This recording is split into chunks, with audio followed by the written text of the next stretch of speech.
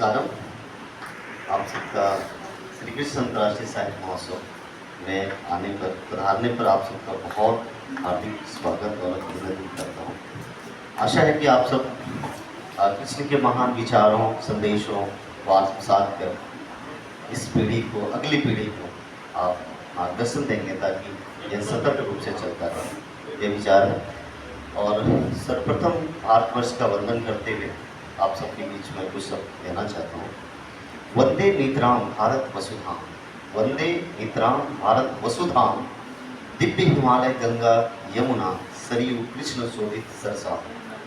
अर्थात देवभूमि हिमालय गंगा यमुना सरयू कृष्ण और कई नदियों के साथ चमकने वाली भारत को नमन।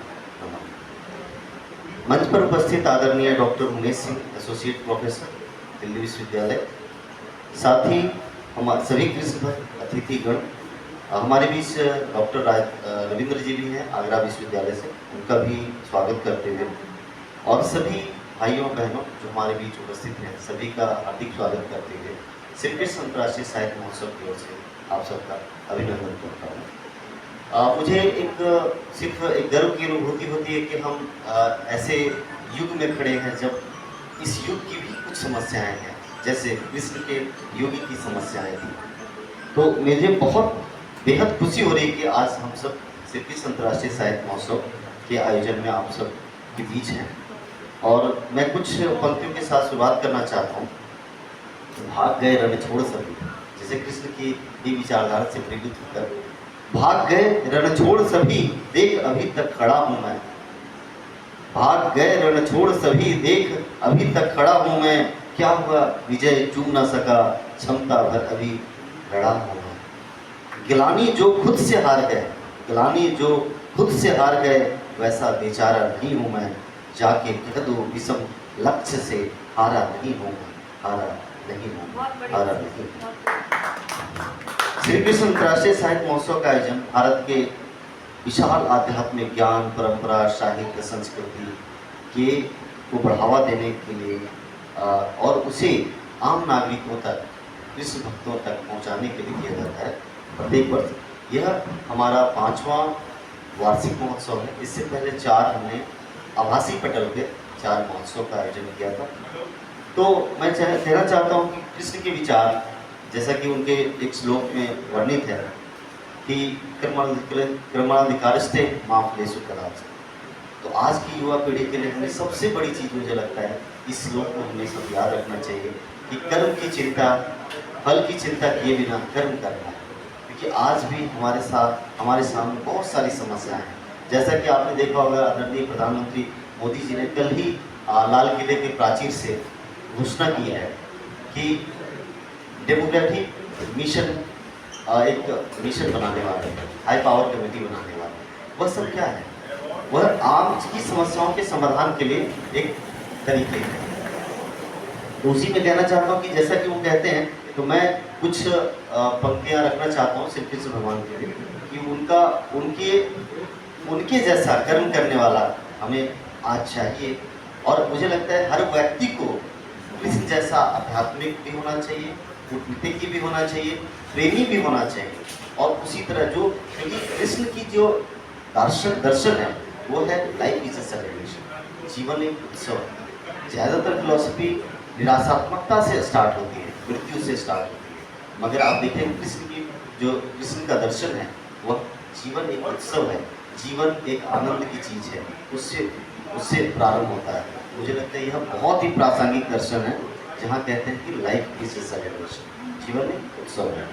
तो जैसा कि हम सब जानते हैं, अहम अस्मि संपूर्ण, जैसे आज के युवाओं को कृष्ण से क्या प्रेरणा लेनी चाहिए, वह बहुत जरूरी है कि हम सब ऋग्वेद के इस कथन को समझें। यहम अस्मि संपूर्ण, मतलब हम सब संपूर्ण हैं। अहम ब्रह्मास्मि भी कहते हैं, अहम ब्रह्मास्मि, आपने सुना होगा।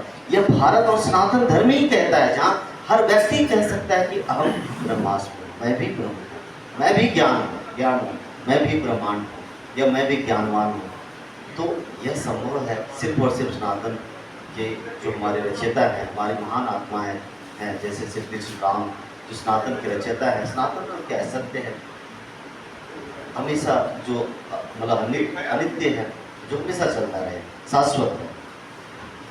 जैसा कृष्ण से प्रेरित होकर विवेकानंद ने कहा था कि सबसे बड़ा पाप यह होगा, सोचना होगा कि आप कमजोर हैं। ऐसा नहीं है, हम सब ब्रह्मांड है, ब्रह्मांडीय शक्ति है।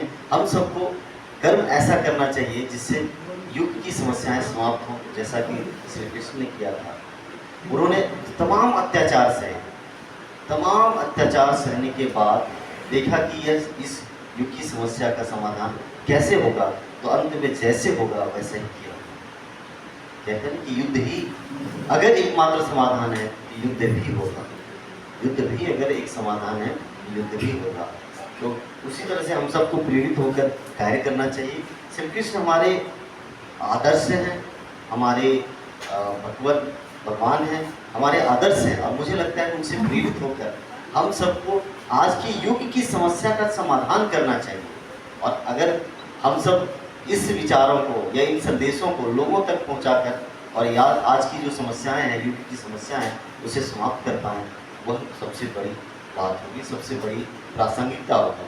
तो आज श्री कृष्ण अंतर्राष्ट्रीय साहित्य महोत्सव का आयोजन का उद्देश्य सिर्फ मनोरंजन नहीं है, इसका उद्देश्य है कि उनके सार्थक चिंतन, उनके दर्शन, उनके विचारों, उनके संदेशों को आम जनता तक पहुंचाना, जन जन तक पहुंचाना, ताकि उनके प्रेम, वात्सल्य, रणनीति, युद्ध कौशल, सब चीज़ को हम समझ सकें। मैं युद्ध कौशल नहीं कह रहा, यहाँ पे मैं युद्ध की भी बात कर रहा हूँ, क्योंकि कृष्ण शुद्ध भी हैं तो युद्ध भी, कृष्ण शुद्ध भी हैं तो युद्ध भी हैं, वो योद्धा भी हैं तो प्रेमी भी हैं, वात्सल्य के प्रतीक भी हैं।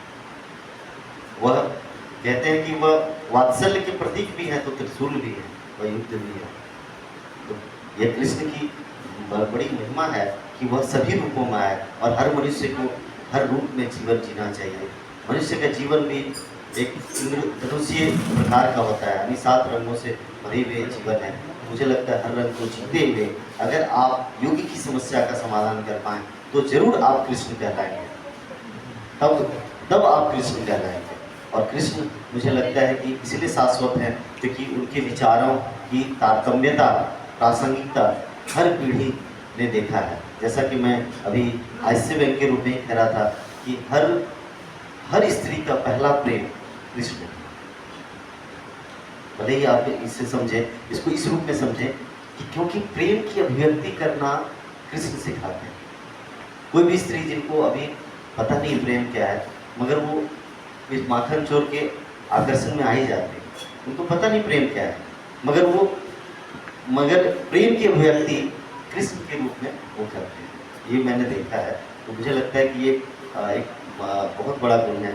और आज के युग में जब प्रेम में तमाम प्रतिबंध हैं, आप अफगानिस्तान में पैदा हो जाएं तो वहाँ राधा बनने की तो दूर है, वहाँ सलमा बन के भी नहीं जीता, वहाँ तो संभव नहीं है। वहाँ के लोकगीतों को मैं पढ़ रहा था एक बार, तो वहाँ की नारियाँ कुछ लोकगीत गाती हैं, वो कहते हैं कि मैं तुमसे प्रेम जरूर करूँगी, मुझे पता है कि उसके बाद न तुम रहोगे न मैं जीवित रहूँगी, हम दोनों नदी में बहा दिए जाएंगे 2 टुकड़ों में, मगर मैं जानती हूँ कि मैं कभी तुम्हें प्रेम करूँगी, क्योंकि मुझे कहना तो आएगा मगर यूँ ही ऐसे जीना नहीं है। तो मुझे लगता है कि आप भारत भूमि पे जन्म लिया है, जहाँ विमर्श कर सकते हैं, जहाँ दर्शन के तमाम रूप है, रंग हैं, अलग अलग रूप हैं। यहाँ तक कि चारवाक को भी हमने दर्शन माना, हमने वैशेषिक को भी माना, न्याय को भी दर्शन माना। तो यहाँ पे क्या है, आपकी जितनी प्रवृत्तियाँ हैं सभी का सम्मान किया जाता है। आपको अगर योगी बनना है उसका भी सम्मान है, आपको सामान्य जीवन जीना है उसका भी सम्मान है, मगर अन्य संस्कृतियों में नहीं। उनका एक ही लकीर है, उस लकीर पे चलो तभी ठीक है, उससे थोड़े से पाए हुए तो आपको फकीर बना दिया जाए, लकीर के बाद आप क्या रहेंगे पता नहीं। तो मेरा कहना है भारत में यह भारतीय सनातन सत्य जो हमारा दर्शन है, यह हमारी जीवन परंपरा है, वह इतना ज़्यादा शाश्वत है। और सबसे बड़ी चीज़ है कि इतना ज़्यादा वो तमाम रंगों को लिए गए, जहाँ जीवन में आप प्रोफेशनल और प्राइवेट दोनों लाइफ में आप अचीव कर सकते हैं, अपने मतलब कह सकते हैं कि अपनी संपूर्णता को व्यक्त कर सकते हैं। जैसा कि ऋग्वेद कहता है अहम अस्मि संपूर्णम, हम सब संपूर्ण हैं, या अहम ब्रह्मास्मि। तो मुझे लगता है ये हम थोड़ा सा ज़्यादा ही विद्वता की ओर जा रहे हैं, उतनी ज़्यादा जरूरत नहीं है। बट निश्चित रूप से यह श्री कृष्ण अंतर्राष्ट्रीय साहित्य महोत्सव का एक आयोजन बेहद एक चिंतन के साथ प्रारंभ किया गया है कि हम सब कैसे कृष्ण के विचारों को लोगों तक ले जा सकते हैं।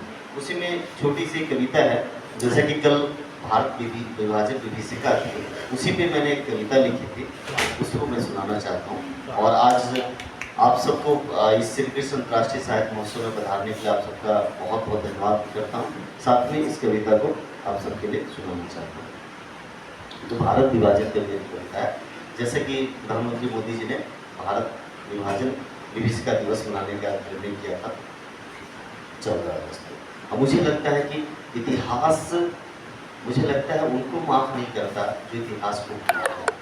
हमें इतिहास नहीं भूलना चाहिए। इतिहास निश्चित रूप से हमें आगे के भविष्य के लिए कितना चिंतनशील होकर कार्य करना है, या कितना आधुनिकतम रूप से कार्य करना है, या किस शैली से हमें आगे बढ़ना है, उसकी जरूर हमें सीख देता है। तो उसी पे कविता है। बापू जी पे मैंने विमर्श किया है, और जैसा कि मैंने कहा भारतीय दर्शन में आप विमर्श किसी भी कर सकते हैं, श्री राम पे भी श्री कृष्ण पे भी। इसलिए आपने देखा होगा यहाँ पे भी अभी श्री कृष्ण पे बहुत सारे विमर्श हो गए।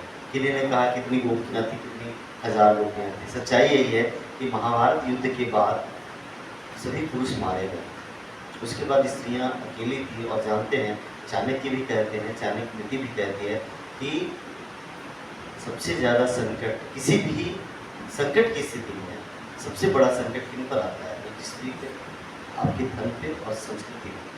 3 चीज़ों की आप रक्षा कर लेंगे, आप जीवित रहेंगे। इसलिए कहते हैं कि first thing we should protect is the women, second thing is the fortune, and third thing is culture. ठीक कहा गया, चाणक्य नीति भी कहता है, उसी बात पे है।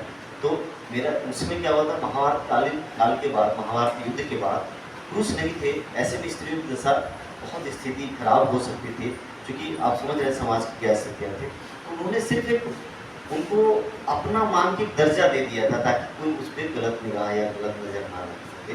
जबकि उनका 16,000 जो गोपियाँ कही जाती थी वह आध्यात्मिक प्रेम था, वह कोई और प्रेम नहीं था। तो इस रूप में हमें उस पर क्लियर समझना चाहिए। जो लोग बैठे रहते हैं वो ऐसी बात करते हैं ताकि लगे कि कृष्ण कितने, आप समझ रहे क्या। तो उसमें कविता है, बापू तुम रोए थे, रोई थी माँ भारती। भारत विभाजन विभीषिका दिवस पर है।